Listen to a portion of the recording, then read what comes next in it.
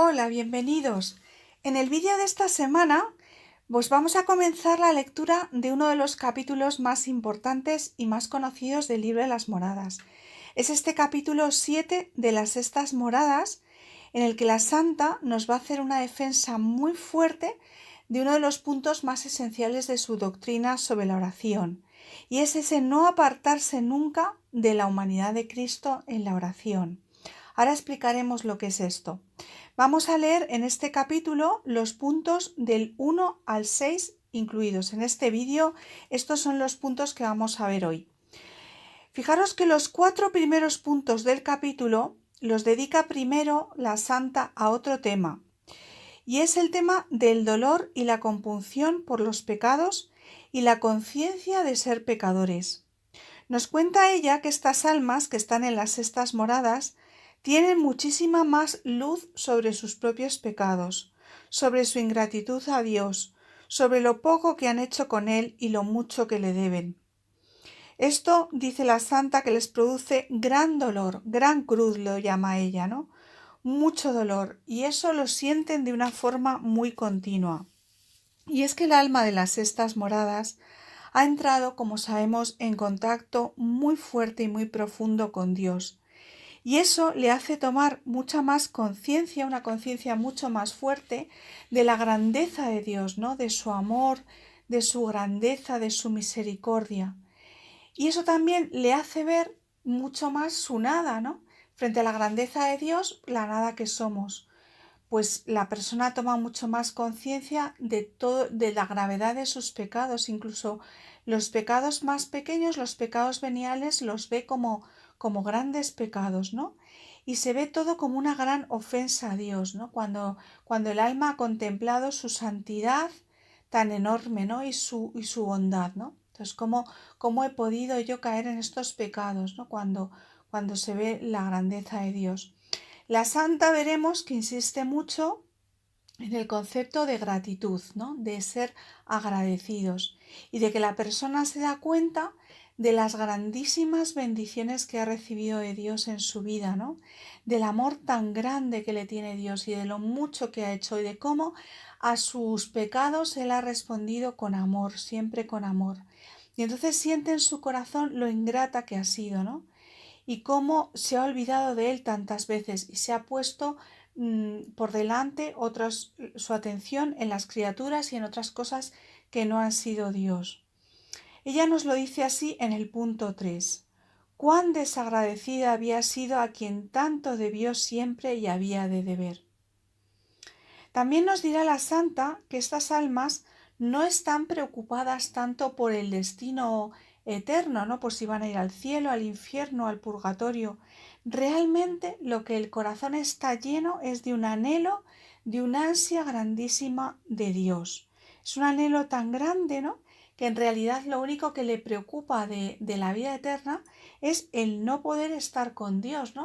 O sea, si piensa en ir al purgatorio, dice, pues si voy al purgatorio lo terrible es estar separado de Dios, ¿no? No puede ni pensar en ello, ¿no? Le preocupa sobre todo estar unido a Dios. Luego veréis cómo en el punto 4, en el que sigue con este tema, la Santa nos recomendará traer muchas veces a la memoria toda nuestra vida ruin y pecadora del pasado, ¿no? Los grandes pecados del pasado antes de la conversión. Nos dice que esto no se consuela con saber que los pecados, la persona que le pasa esto, no se consuela con saber que los pecados ya Dios los ha perdonado y olvidado por la confesión, ¿no?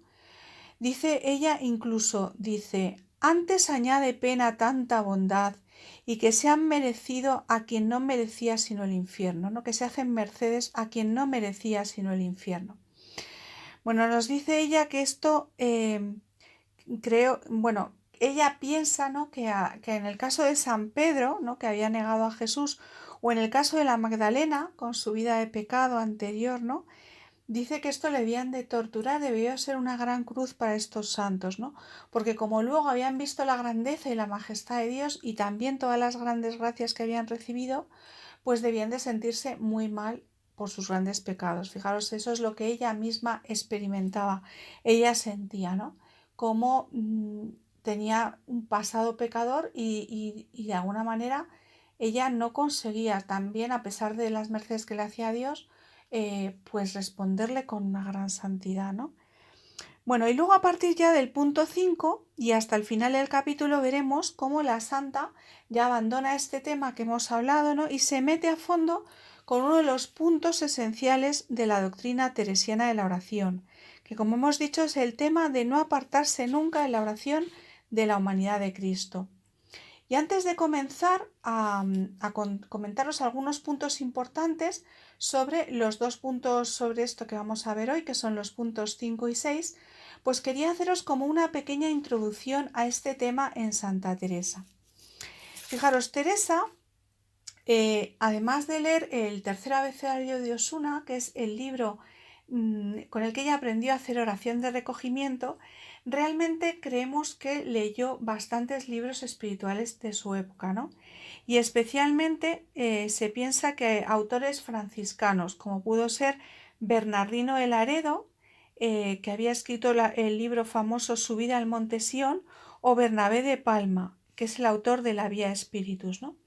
Y cuando la santa leyó estos libros de autores espirituales, ella encontró que en estos libros se recomendaba que a partir de un determinado momento de la vida de oración, que se abandonara la meditación y que se abandonara a Jesucristo hombre, y pues estos libros decían frases como subir el espíritu, suspender el entendimiento, sumergirse en la divinidad, no pensar en nada, es decir, hacer vacío mental, ¿no?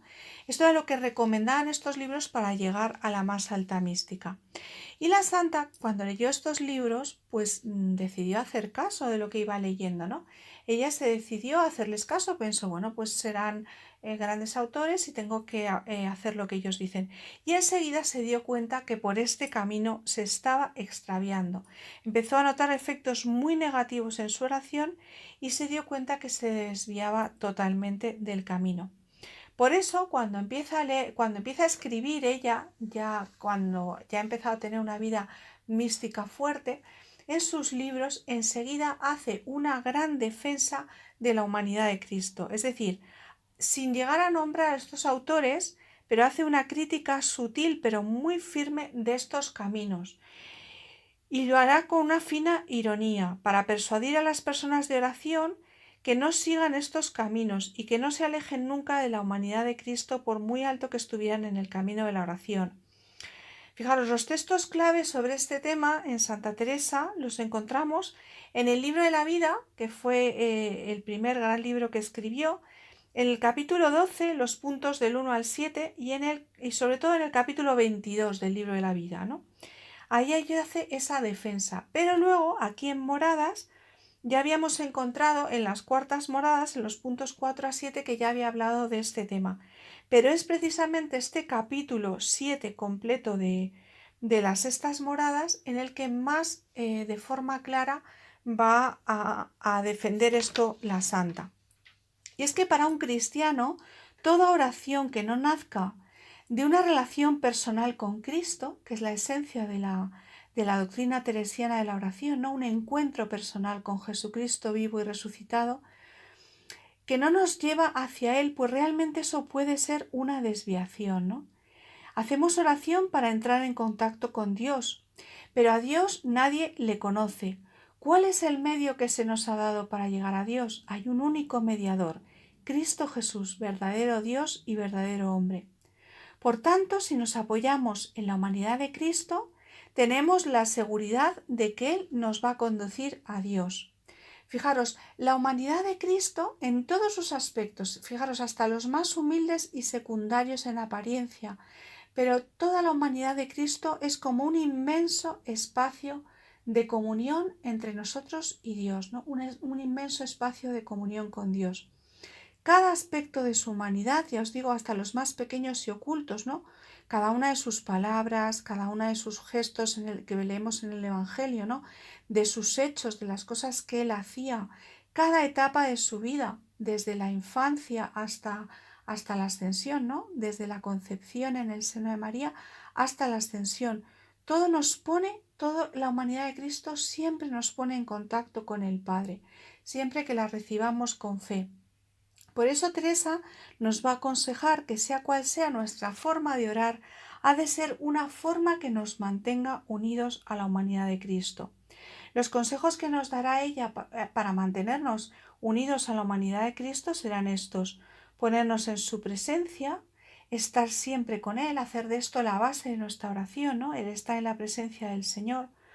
Mirar una imagen de su rostro. La santa nos aconsejará mucho tener imágenes del rostro de Jesucristo. A ella le ayudaba mucho esto para centrarse en la humanidad. Representarse a Cristo en nuestro interior y mirarle y mirar cómo nos mira Él, ¿no? Mirarle a los ojos y ver cómo Él nos está mirando. Meditar escenas del Evangelio, como os he dicho. Escuchar y repetir las palabras de Jesús. Aprendernos de memoria sus palabras. Repetir el nombre de Jesús. El nombre de Jesús nos pone muy en la presencia de Él, ¿no?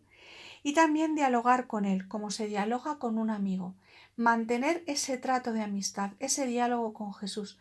La santa dirá que aunque estemos en las fases más altas de la oración, esto no hay que abandonarlo nunca. Os lo voy a leer justamente en el capítulo 12 del libro de la vida. Puede representarse delante de Cristo y acostumbrarse a enamorarse mucho de su sagrada humanidad y traerle siempre consigo y hablar con él, pedirle por sus necesidades, quejarse de sus trabajos, alegrarse con él en sus contentos y no olvidarse por ellos. Quien trabajare a traer consigo tan preciosa compañía y se aprovechare mucho de ella y de veras cobrare amor a este Señor, a quien tanto le debemos, yo le doy por aprovechado. O sea que para la santa, fijaros en este texto del libro de la vida, ya nos dice muy claro que toda nuestra oración tiene que pivotar sobre la humanidad de Cristo. Hay que estar unidos a la humanidad de Cristo. Entonces, en la lectura de hoy de las moradas, fijaros que la santa ya tenía otra madurez y habían pasado años desde que escribió el libro de la vida. Sin embargo, ella aquí vuelve sobre este mismo tema que os acabo de explicar. Y en el punto 5, de forma clara y contundente, nos dirá, hará una crítica, como os he dicho, a estos autores, ¿no? Porque dirá que si se abandona la humanidad de Cristo en la oración, dirá ella, no es buen camino.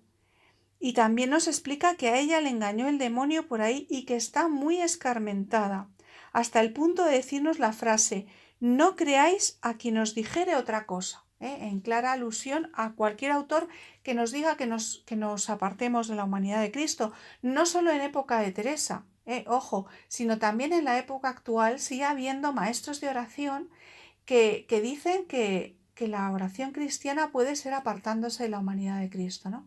Pues aquí nos dice la santa, que es la que tiene una doctrina más clara y más aprobada por la Iglesia, porque no es solamente santa, sino que además ha sido nombrada doctora de la Iglesia precisamente por su doctrina de la oración. Aquí nos vuelve a repetir, fijaros, tantos siglos después, lo mismo. No creáis a quien os dijere otra cosa, en clara alusión a los libros espirituales que yo os he nombrado antes. Bueno, ya también en este punto hace una alusión que ya había hablado de esto en otras cosas que ella había escrito, ¿no? Y como hemos leído antes, efectivamente, en el capítulo 12 del libro de la vida y en el capítulo, sobre todo en el capítulo 22 del libro de la vida, ¿no? Pero dice ella, no me importa volver a repetir porque es un tema muy importante. Y ahora, desde la madurez espiritual que tiene en Moradas, quiere reafirmarse en lo que ya nos dijo en el libro de la vida y afirmarlo todavía con más claridad y con más contundencia. Y si en el punto 5 nos invitaba, como veréis, a meditar en los misterios de la Sagrada Humanidad de Jesucristo, en el punto 6 nos va a defender con la misma pasión la meditación sobre la pasión de Jesús, la meditación sobre la Santísima Virgen y sobre los santos. Sobre los santos a ella, fijaros, le gustaba mucho leer sobre los santos y le ayudaba mucho. Era una cosa que ella hacía desde niña, que su madre le leía en su casa, por influencia de su madre, se leía las vidas de los santos. Y ya hay textos de los procesos de canonización de la santa en la que hay testimonios que ella ya mayor, en los últimos años de su vida, seguía pidiendo muchas noches que una monja le leyese un poquito un trozo de la vida de los santos o de los padres del desierto, ¿no? Porque ella seguía considerando que de la vida de los santos podemos aprender mucho meditando sobre ellos. Bueno, y aquí también la santa nos presenta en este punto 6 unos importantísimos textos evangélicos, todos ellos del Evangelio de San Juan, en el que nos dice el Señor, primero que es el camino, ¿no? Fijaros, no es que nos diga el Señor que Él nos va a mostrar el camino, ¿no? Sino que la santa se da cuenta que lo que nos dice el Señor es que Él mismo es el camino, ¿no? El camino, y por lo tanto no nos podemos apartar. Si nos apartamos de ese camino, perdemos la ruta, nos desviamos, ¿no? Porque Jesucristo mismo es el camino.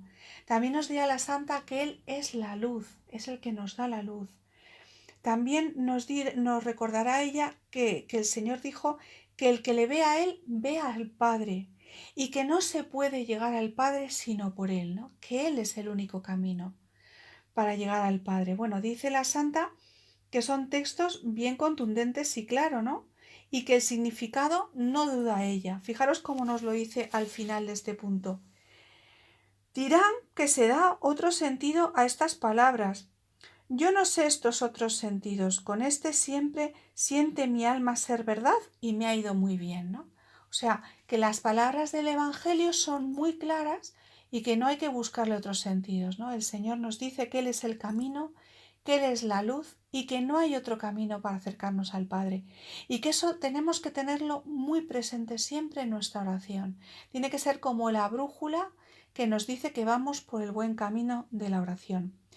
Bueno, pues os dejo aquí con la lectura del inicio de este capítulo tan importante del libro de las moradas, leyendo y orando, y en este caso os recomiendo especialmente que acudáis a estos textos del Evangelio de San Juan, a estos textos evangélicos que la Santa aquí nos salude. Y como siempre, os animo a que os suscribáis al canal para recibir aviso de cuando saque los próximos vídeos, ¿no? Activando la campanita para que os llegue el aviso de YouTube, y también que pongáis cualquier comentario, que siempre pues es una alegría recibir vuestros comentarios, vuestras preguntas, que trataré de contestar lo antes posible. Muchísimas gracias.